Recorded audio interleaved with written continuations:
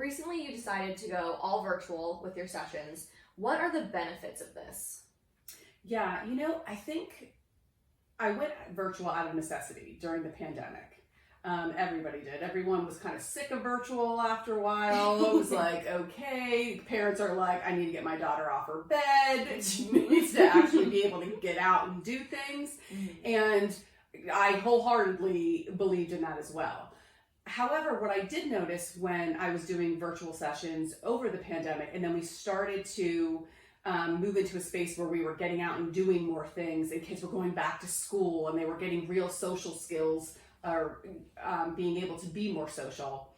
It was the fact that it was so much easier to do sessions virtually. And I found that most of my girls, especially my older girls that I would work with, it fit into their schedule because they're really busy and they have so many things to do. And, when you're looking at going for a therapy session, you're looking at that's taking 2 hours out of your schedule at night, because it's not only the 45 minutes to 60 minutes for a session, but then it's the half an hour it takes to get there, and then the half an hour it takes to get home. And I would have girls like trying to do their homework in the car on the way to come see me, whereas now they can do it anywhere. And I think that the benefits of that is like, if you can get a good internet connection and a safe place to be, then we're good to go. I can still do everything with them and make it that much easier for them. I do think one of the biggest things that we have with having virtual sessions, I think it's so important to be able to set up these virtual sessions like it's a real session. Yeah. So that we have a tendency to get a little lazy and be like, okay, yeah, I'm gonna lay on my bed, I'm gonna do whatever, or I'm gonna multitask when I'm in therapy with you. So for a lot of my girls, we have to set this part up in the beginning of being like, okay, so where are you going to have your sessions where you feel like what you say is going to be private? Yeah. Because that can be a deterrent. Sometimes girls would miss coming to my office in person because they felt like it was a space where no one was going to hear what they had to say. So we have to work on that a little bit to make sure they have that at home or wherever. I have one girl that does her session with me in the car in her garage. So she still has Wi-Fi, but she sits in the back seat of her parents' car, and we have a session there because she knows no one can hear her there. Yeah. And she feels much more confident in being able to talk about things that she's not ready for anybody else to know yet. So we work with that. And I think that once we get some of those things ironed out, the virtual sessions can be so much more helpful because they're so much more accessible. I have girls that don't miss sessions because we do it virtually. They might, they'll get the email from you like, hey, just check and see if you forgot me. And they're like, oh my gosh, I did. Give me 1 minute. Yeah. And then they'll go and run and set themselves up, and then we can able to have their session. So there's no show fees. There's no panic. Oh my gosh, my parents are going to kill me that I missed this, that I missed this session. And I think it just works better for everyone all the way around. It can be more difficult for the younger girls. I tend to mostly see now girls in high school and above. Some of the middle school girls that I do see can manage it and do well. But others, they just kind of don't have the attention span and they're just not ready to do a virtual. So I totally understand when I'll have parents, call me up and be like, oh, you don't see anybody in person? Like, oh, I don't know if my daughter will, can manage that. I'm always the thing of, let's give it a try. Like, let's see what we can do with the first session, see if they're able to manage it. If they are, great. And if they're not, you know what, I'll do my best to try to help you find somebody that you can see in person. It's just hard now, being able to find a therapist that doesn't have a waiting list of 6 months to a year. Yeah, absolutely. And I will say I'm 27. I started my therapy journey in person in January of 2020. I went for a few times, then obviously COVID happened, and I moved to virtual, and it is the best thing ever. I had to take off so much time from work to go to therapy, and it was so difficult to drive there, and I knew I'd be gone for at least 2 hours, and now I can just do it and take only the hour up of my day to do the therapy, and I really enjoy it. I mean, I do have the perk also that I live alone, so I don't really have to worry about other people hearing me, but it does seem like you do a really good job of helping these girls find a safe space. We try to, yeah, absolutely. So what if your daughter only wants to see someone in person? Yeah, that's one of those things that I hear a lot. You know, how people call up and say, oh, you don't see anybody, you're not seeing anybody in person. And one thing that I can say, there's a lot of reasons why I went to all virtual, but I think the biggest part of therapy is that it's so important that it's more about rapport than anything else. Like, rapport is one of the highest indicators of good of positive outcomes in therapy.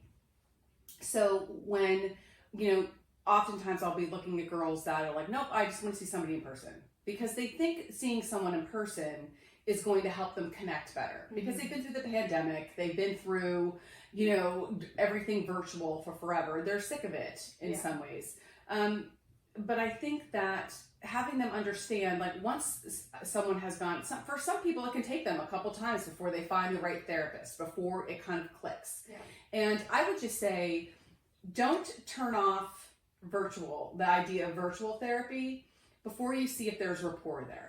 Because that is the most important part of all of it. If there is none, you could see everybody in person and still not have very good rapport. Yeah. Or you could find people online that you're just not, you don't have a rapport with. I think that girls want to talk to someone that they don't have to over explain everything to. I think that's the other piece of it with working with adolescents, is that oftentimes you might find people that work in a practice that there's someone, like, they mostly see adults, but every once in a while they'll see an adolescent because it's fun. Like, they want to kind of keep it real.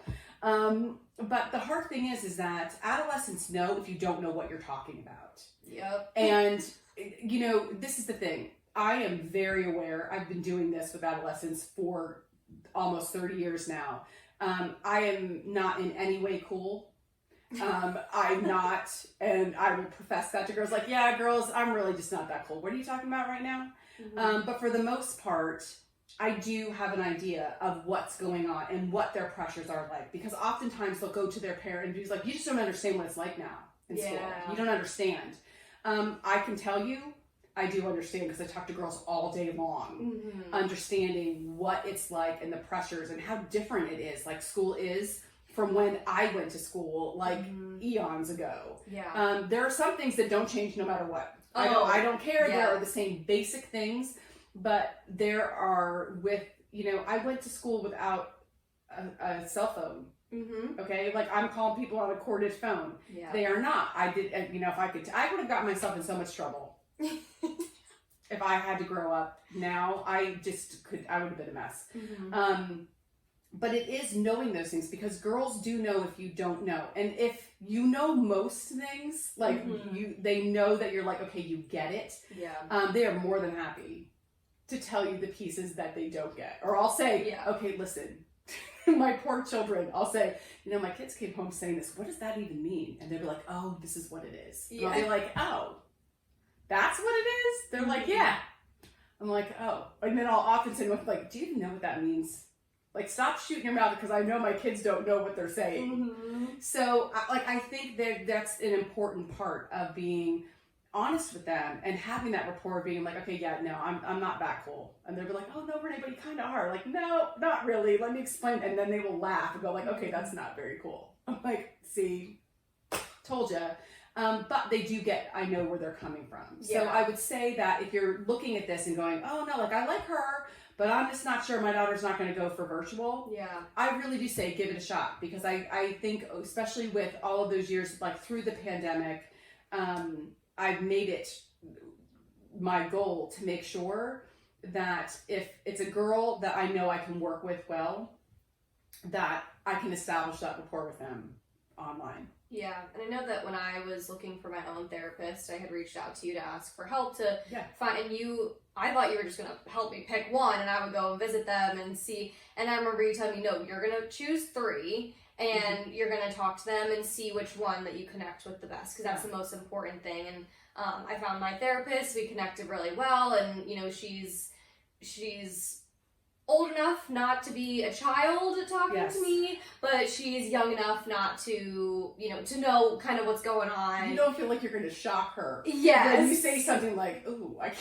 don't think I can tell her. I might give her a heart attack. Yes. If she says that, yeah. Yeah, for sure. So I completely agree. It's so important to, pick a few, see who you connect with the best. And I think even if I had met her, I had started off with her in person right before COVID. Yeah. But if I had met her online, I still would have felt that connection with her, even though I wasn't in person with her. Yeah. So.